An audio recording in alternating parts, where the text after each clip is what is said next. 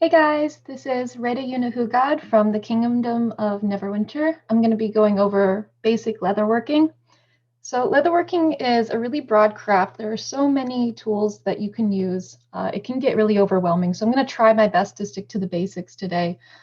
Um, I'm going to start with the tools that you use and just go over like what those do, what those functions are, and then go over like the types of leather that you would be using. I'm not going to get into all of the tools and all the leather because that would take so very long. And we don't have that much time. And I don't have that much tea. So let's get right into it. One of the most common things that you are going to need is this. This is a quartz tablet. It's where you're going to do a lot of your working.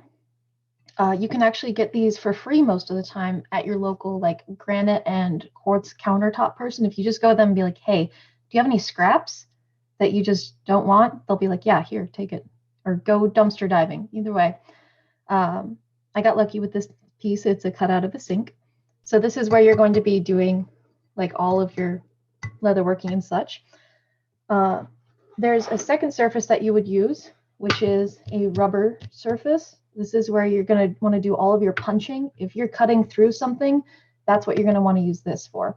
So if you've got like really nice diamond tipped tools or something, you don't want to just punch through the leather straight into this because that will ruin your tools. And it will also dull your blades if you're cutting through the leather.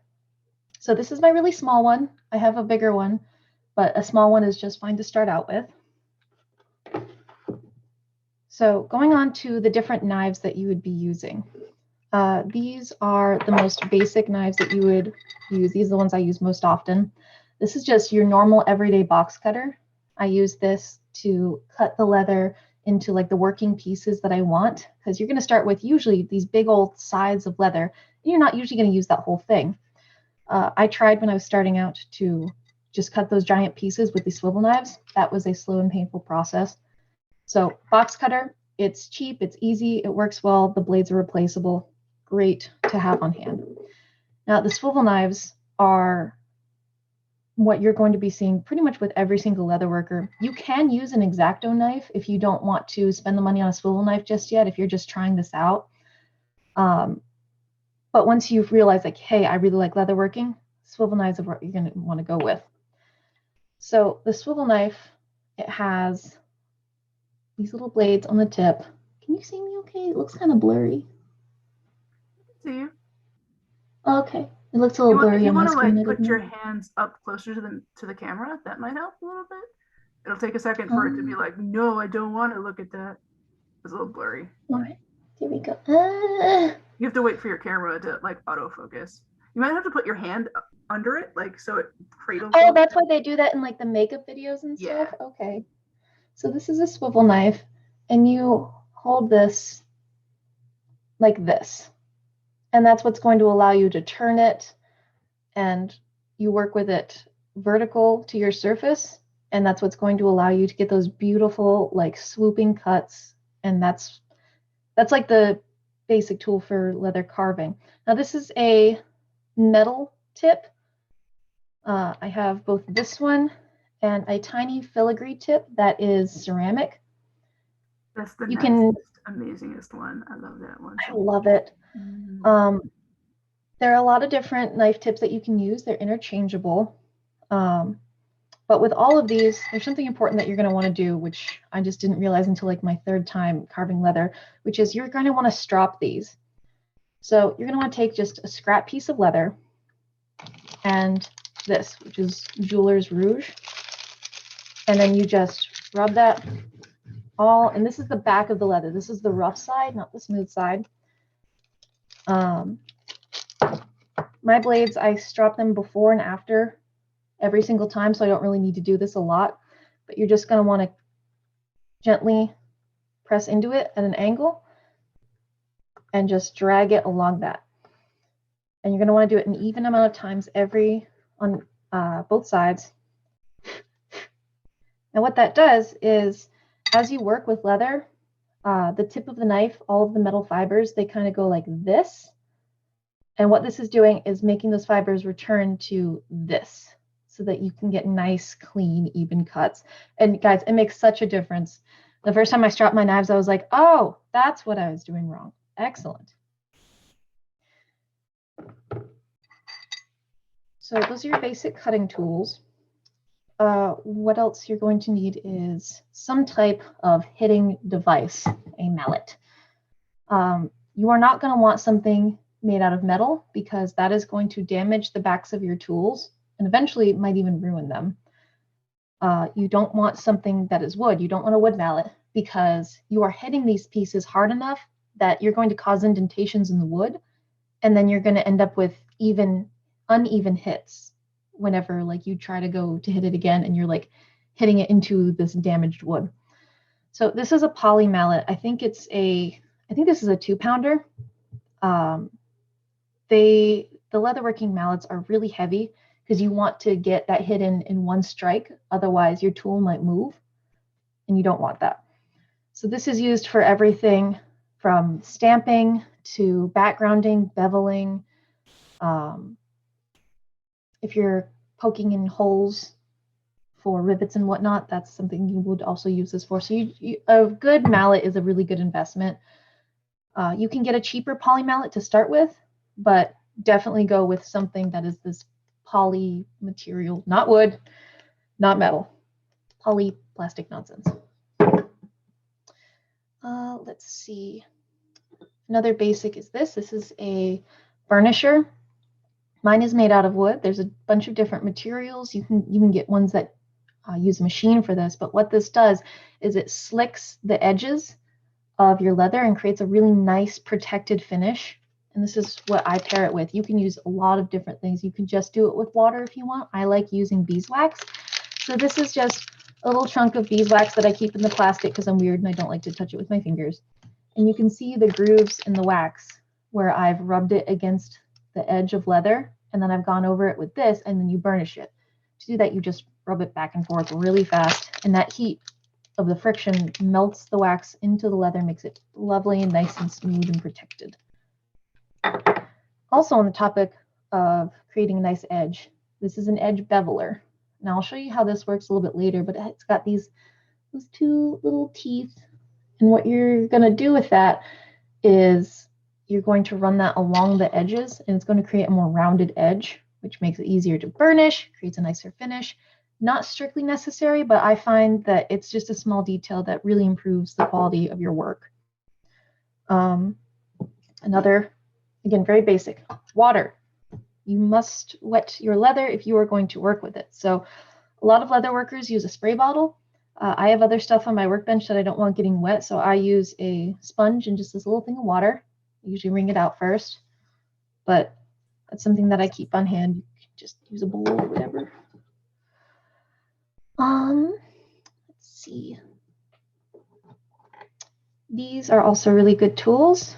This is one that is, it's got little spoon edges. I think it's a spoon something.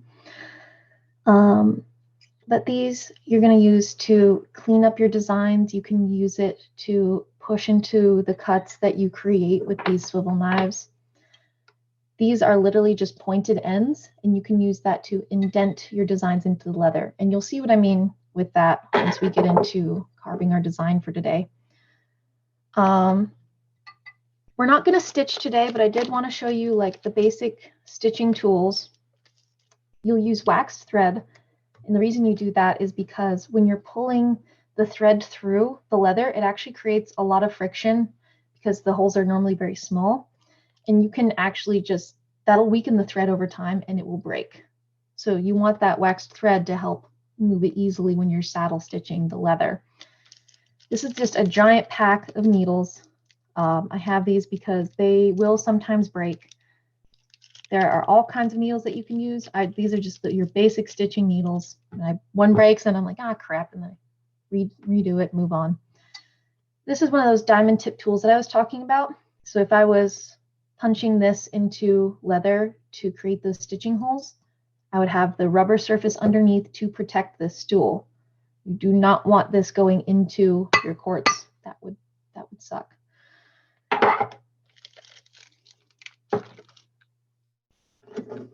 I think just about everything else we'll go over as the class progresses. I've got all of my just very basic tools here, which I'll show you a better look at that once we get started here. But those are just, I guess we can go over these real quick. These are bevelers, and what that means is so when you cut into the leather, you're going to want to press some of the leather down to show a greater relief onto the design. You don't have to, but that is the way most leather workers will do it. It creates so much depth, creates a beautiful picture. There's both smooth and textured bevelers. And then over here, we have backgrounders that I'm going to show you today. There it goes. You can do it, camera. I believe in you. Please.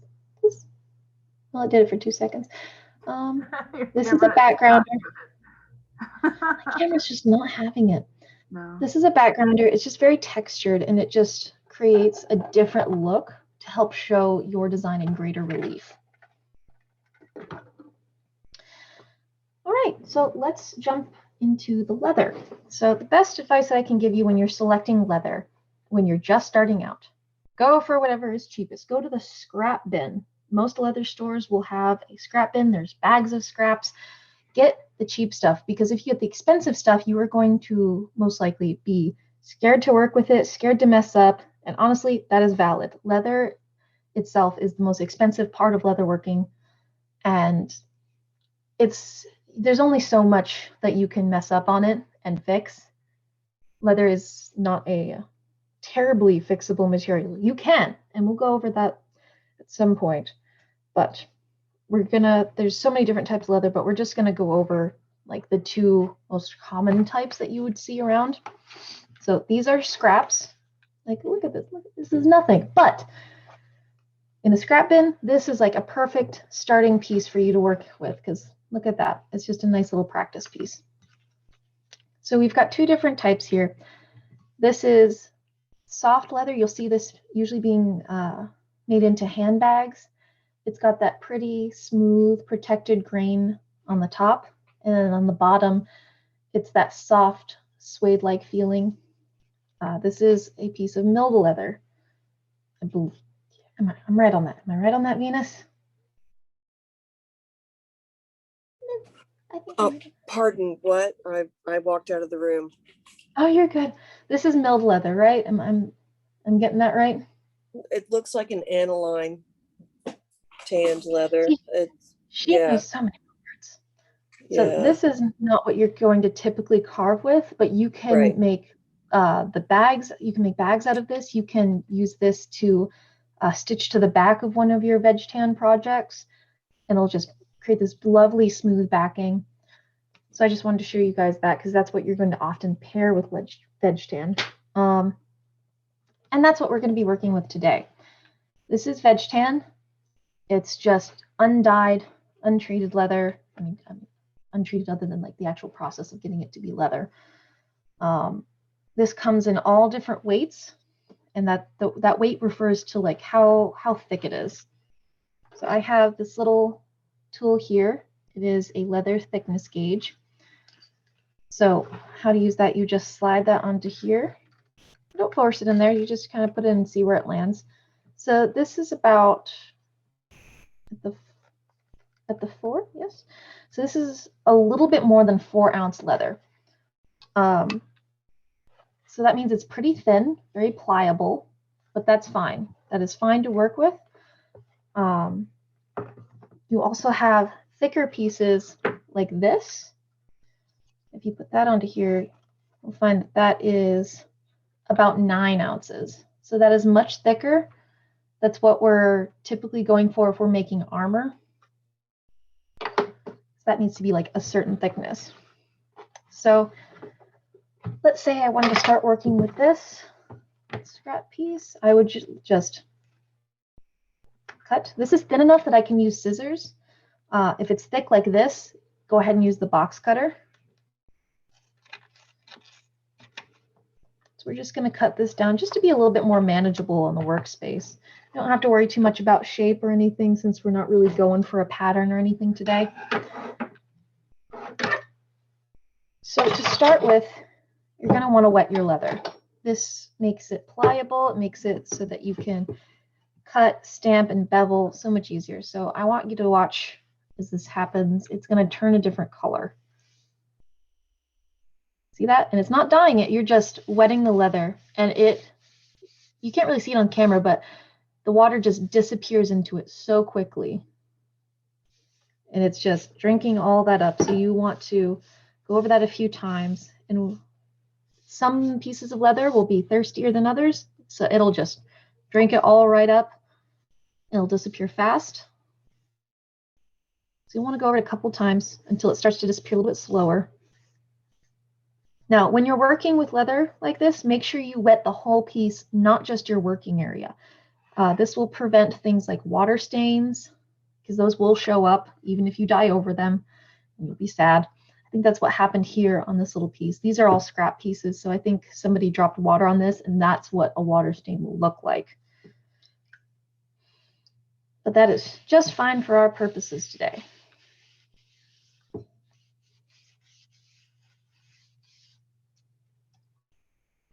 Now you're going to need more water on a thicker piece, but I mean, you don't have to drench it. That's only if you're like doing water forming and things like that, but that's more advanced stuff for another day. We're just going to keep it nice and simple for now. Now, once you've completely wet your piece, you'll normally want to let it sit for anywhere from 5 to 10 minutes, depending on the size of the piece, just to let that water just move out into the piece and just let it settle. I have 2 pieces that I wet a little bit earlier. They're about ready to work with. Now see the difference in the color. These are very dark because these were just freshly wet. These have almost gone back to their original color, but not quite.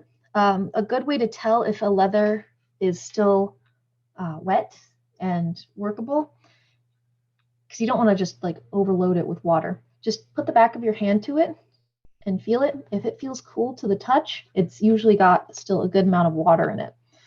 So once it turns colors, you can start working with it. I'm gonna work with this piece.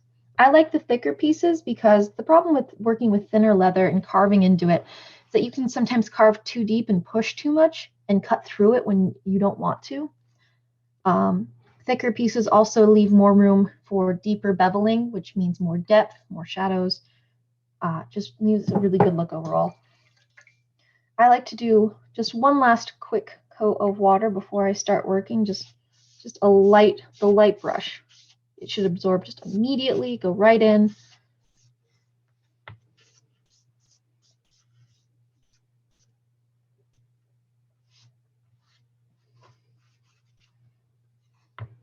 All right. So if you're not quite up to freehanding or creating your own designs, a lot of leather stores, I got this at Tandy, will have these craft aids, they are called. They're a bunch of different designs. See them on the front. And what it is a sheet of plastic that's been embossed or raised. There's just like raised bits and whatnot. What you do is you select that design, whichever design you would like to work with, and you would press it into the leather. I got this little rolly tool so that I can hopefully do this more evenly. This is a new tool for me, so new plaything. So what you're going to want to do is just roll that right over. It's like using a cookie cutter, but not quite. And try to keep that in place because you don't want the design going all over. Now you can cut this sheet apart if you really just don't want the other designs anywhere near your leather. I've kept the sheets whole because I haven't had a need to cut them apart yet. That's really up to you.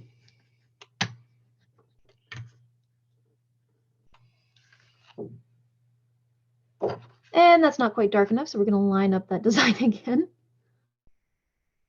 Best we can. Doesn't have to be perfect. But what we're doing, we're just pressing that into the leather, and that's going to create an indentation that we can see and then cut into. So like if we were drawing, this would be the sketching phase, and the cutting would be the line art. Get in there. There we go. All right. Now, as you can see, we have that design that's just been pushed into the leather. And that gives us just a really easy guide to start cutting. So this is how you're going to hold that. You're going to put your, whatever your dominant hand is, I'm right-handed, so index finger into here, and that's going to be where a lot of your power comes from. And then as you hold it like this, you can swivel that knife back and forth, and you're going to use that to follow any curved lines that you have. We do have a lot of curved lines here. This is a little Celtic design that I chose. So we can get right into that. My lighting is not spectacular, but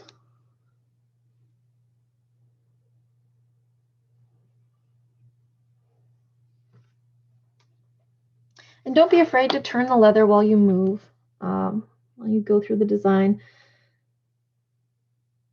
I know I'm most comfortable cutting curves like this, not necessarily like this. So move that leather and use that to your advantage so that you can cut designs in a way that is comfortable for you. Now, it's kind of hard to see what I'm doing here because you don't want to carve like this, like you're writing with a pencil. You want to stay straight up and down so that when you bevel, and that's going, I'll show you what that means later so you can have a better understanding of that. It's going to press parts of this leather down and squish it so that it gives this greater depth and greater relief. And carving this design is going to take a minute, so if you have any questions so far, please feel free to ask. There's the chat, and you can also use words. That is fine too.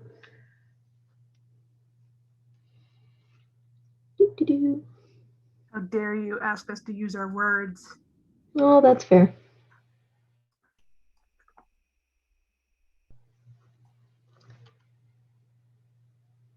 The one thing you want to be careful of with these knives is you don't want to cut too far.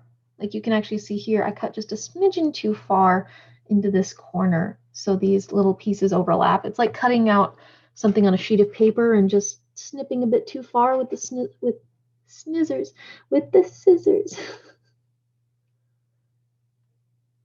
But these long blades also help a lot because you end up with these lovely straight lines. You don't even have to try. I mean, you do, but you know, it helps.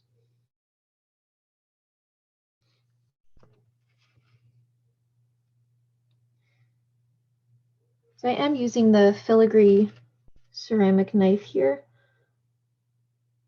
I like it for most of my work because I haven't really done any huge designs yet. If I'm doing like just a long straight line and creating a border, that's probably what I would use that for. You want a nice deep cut.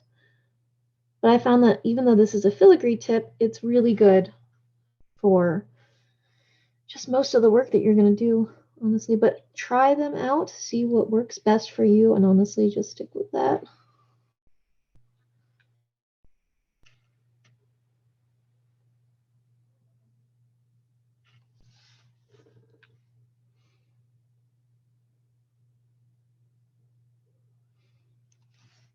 And don't be scared to work with leather, honestly. Like, leather's such a big part of LARPing, not only our game, but so many others.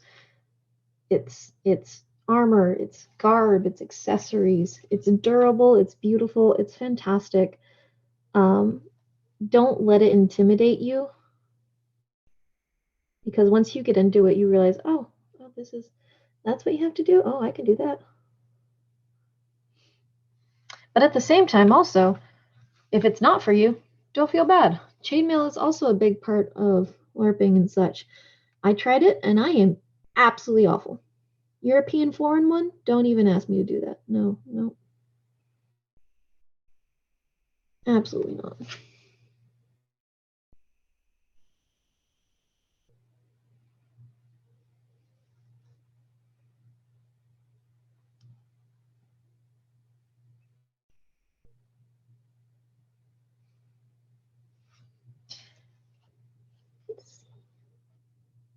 And also, besides the leather carving, which is what we're doing here, this gives you the most freedom with designs. You can create your own designs if you want. It's really fun. That way you can make custom anythings, and it's really neat.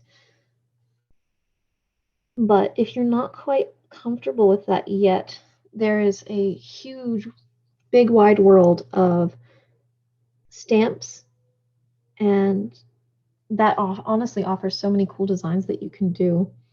I'll show you a couple of those just to show you like what those are like, but I really wanted to show you leather carving. I feel like that's what people are usually intimidated by. Let me get that out of the way.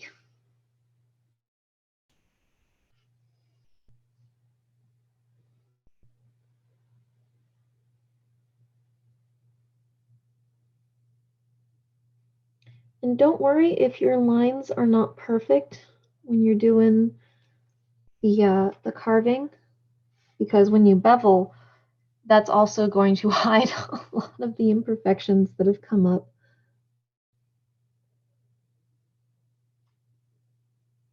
And I'm probably not going to do this whole design, but I think it'll be neat if we do like half of it, and that way you can see like the different stages of what's going on here.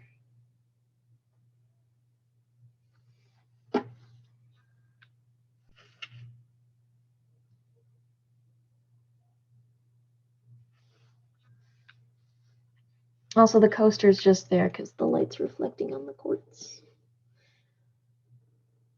The coaster is not necessary for leatherworking. Oh, and another fun thing you can do, if you are a woodworker, you can actually use your wood burner to burn leather. I don't have a lot of experience in that. I do a lot of wood burning, but I have not really tried it on leather very much. I don't imagine it would smell very nice. Like burning hair.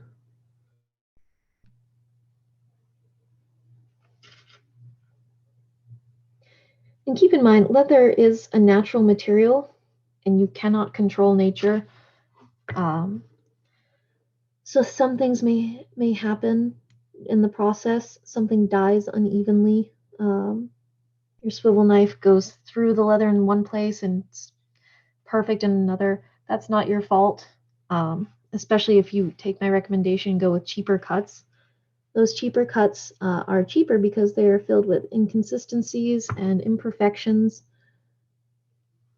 But that is fine when you're just starting out. When you're just starting out, you just want to get used to the feel of leather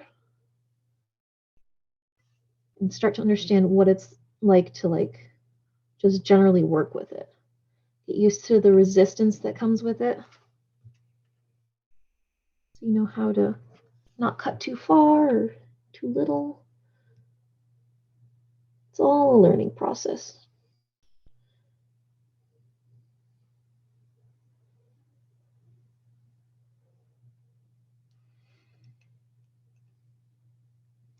Right, and we're just about to the point that I was wanting to get with this.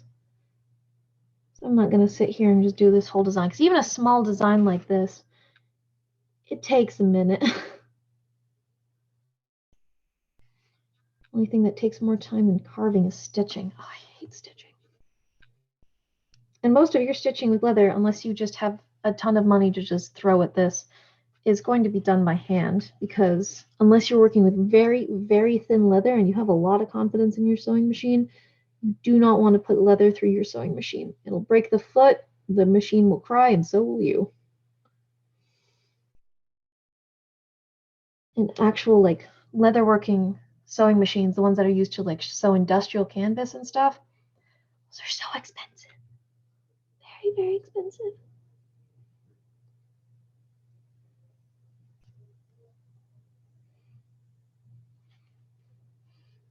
Although you can actually use other machines to carve and make designs in leather.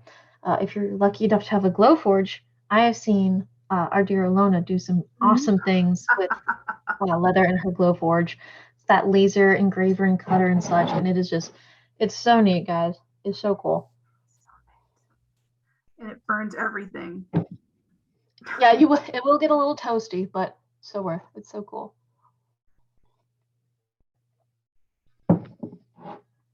Because this is flesh, you can catch it on fire. All right. And it smells So exactly this is like about where I would pretty like to be hair. on this design. It's not done being carved, but I'm not going to sit here and do that whole thing. Since I'm done, I'm going to strop my knife.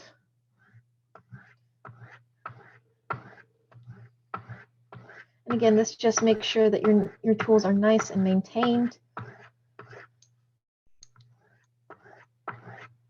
It really does make all the difference in the world. If you find your knife like stuttering through the leather, like, and you're having trouble dragging it through, strop it. And sometimes you need to strop mid design. If it's a really big project, you will need to stop and strop. Stop, drop, strop.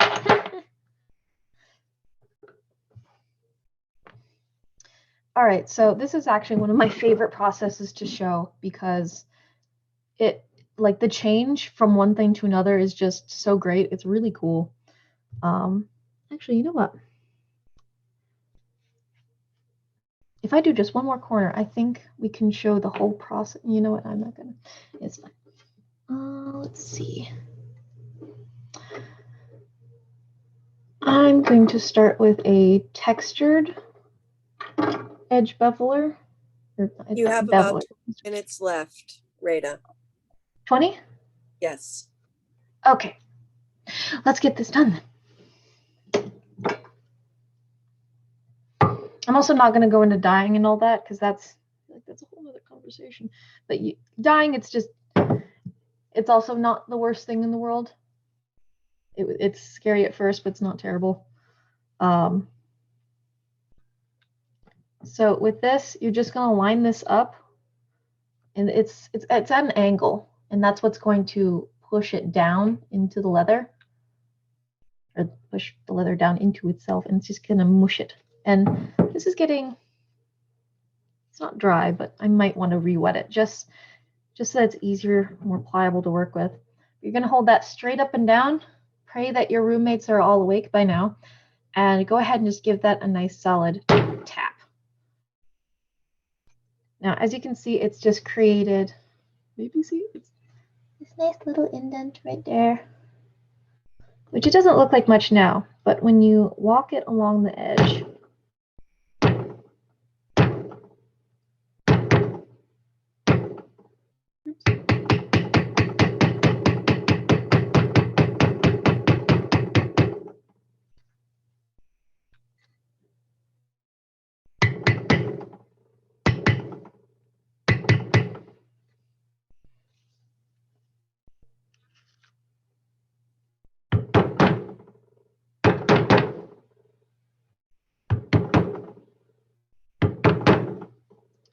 will start to show your design in much greater relief, and it just gives a much better, like, I don't know, contrast to the rest of the piece. So what I would normally do with a piece like this, I would walk this around the edges.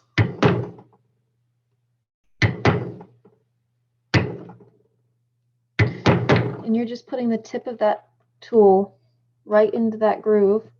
And don't worry about going too fast.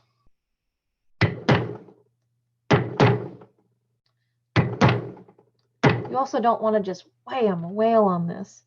You want a nice, even, consistent look.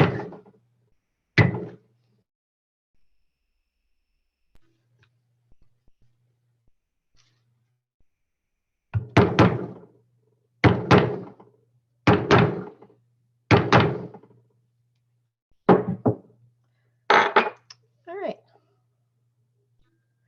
So that's what we've gotten to so far.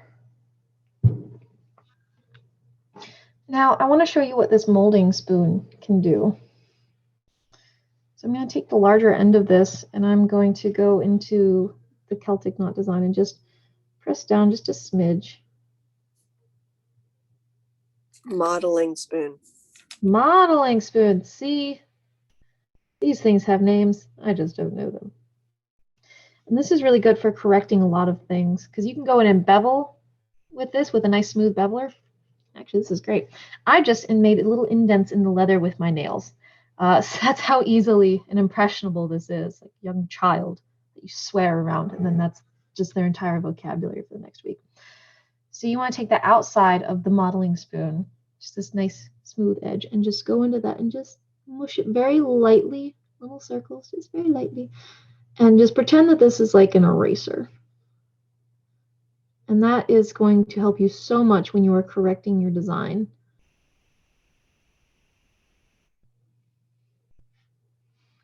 This can be used in so many different places. It's just great because you really are, that's why it's a molding spoon, because you are molding the leather. So that was a textured beveler. What I'm going to grab now is a smooth beveler. And I want to go in and I want to add more depth to this Celtic knot. Because designs are really cool when you just carve them in. But when you can give them that 3D depth, oh, it is the neatest thing. And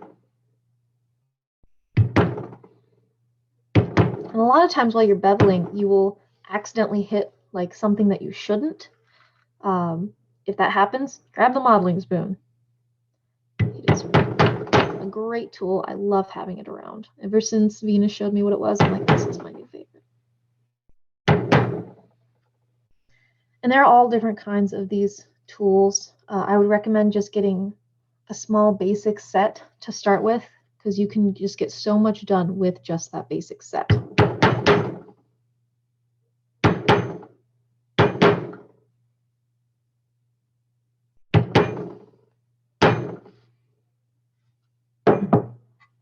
All right, and with that, you can see that this now has much more depth to it as a piece overall. It looks like the Celtic knot is actually going in on itself.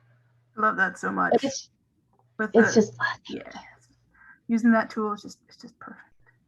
It's honest, it's deliciously satisfying. So the next thing that I'm going to grab is a backgrounder, because I really want to show you guys what these do. This just will change the texture of the leather to something else, just to, again, give more depth to your piece overall. I'm trying to find one that is a good size for this. Now, this is one where you might want to get a larger repertoire, because these are both the same pattern of backgrounder. This one is very big. This one is very small, which is good, because if I tried to use this gigantic backgrounder on these little itty bitty pieces, it would not be fantastic. So with this, you want to get it right up to the edges, but it doesn't have a tilt to it or anything. But you're just going to want to get in there. These nice little taps. Make sure that it overlaps so that pattern looks like it's melding into itself. You don't want it to be like in the shape of the tool. You know what I mean? You want it to just be a background.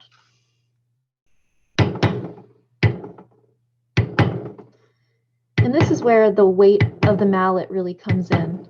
Because I am tapping so lightly, it's really more like just letting this mallet fall. And that will give you more control. I love how I know that your camera is resting on your desk. Oh, yeah, it's... Yes. There's no way around it. It's all good. So that way you can see. Nice. It's so nice. Come on, camera, focus. I know that's supposed to be like, there you go. Oh, you had it for a second.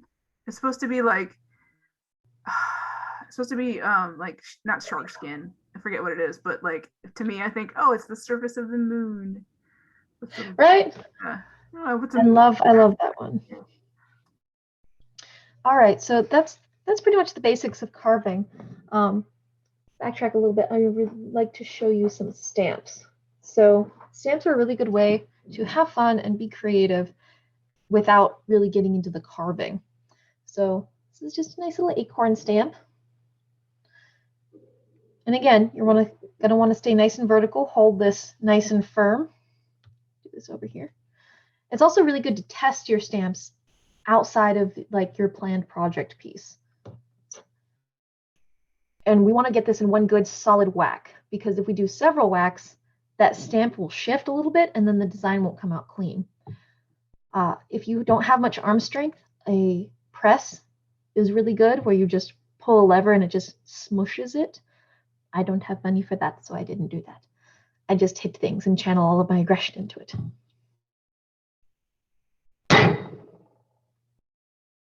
And see, we got a pretty good one there. Let's see if I just make it a little acorn. Now, if that's not quite as deep as you want, you can hit it again. Don't worry. Just take your time to settle that stamp into the divot that you've already made. You just don't want to whack, whack, whack, whack. Just another good solid hit. Make sure it hasn't slipped.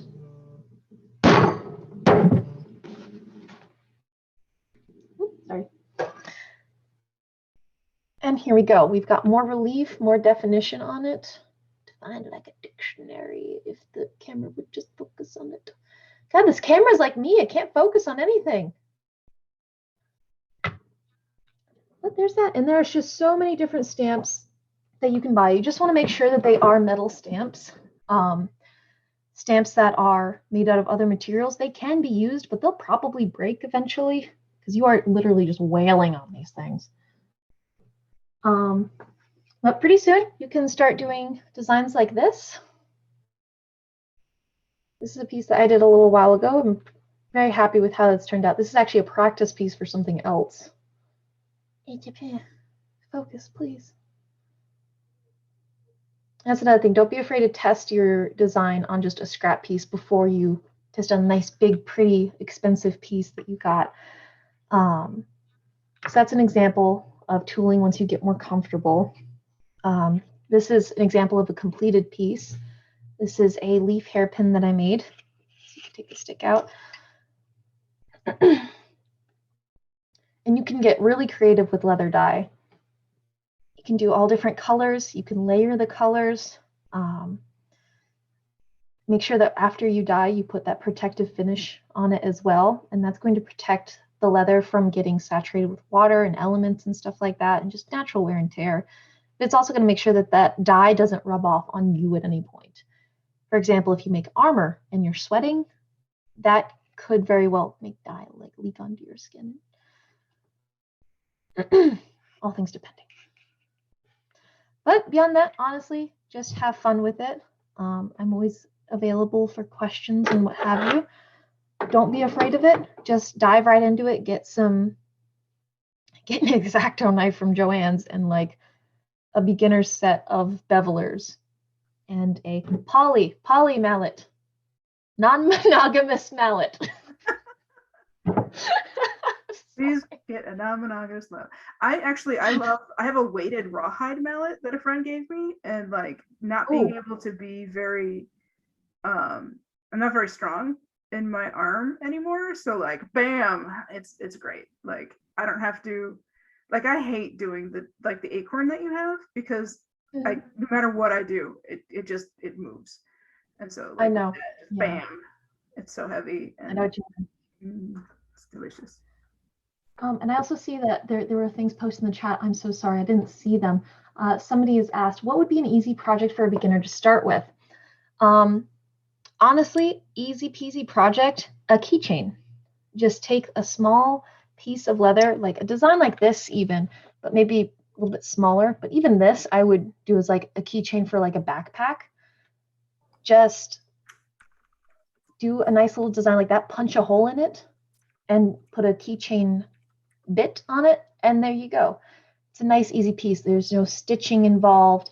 The most you've got to do is like punch a hole and do it, and it's any design you want. You don't have to back it, and it's a really good way to just go over all of the techniques that we've used in this video. After that, if you're looking for something LARP specific, I found that the easiest thing to do is bracers. It's just covering that front of your arm, and it's just a big old piece. As long as you get the shape right, that's basically it. You put holes in it for eyelets, so you can lace it up on your arm. Super easy peasy. Again, no stitching required. Can you tell how much I hate stitching? Really hate stitching. But once you get into stitching, you get used to it. Just You sound like you're it's so designed to it. All right. it's so monotonous. But thank you guys so much. I hope this was informative and you enjoyed it. Hopefully I'll do more classes in the future. Thank you. Thank you. This is awesome. Thank you so much. I'm going to stop recording now.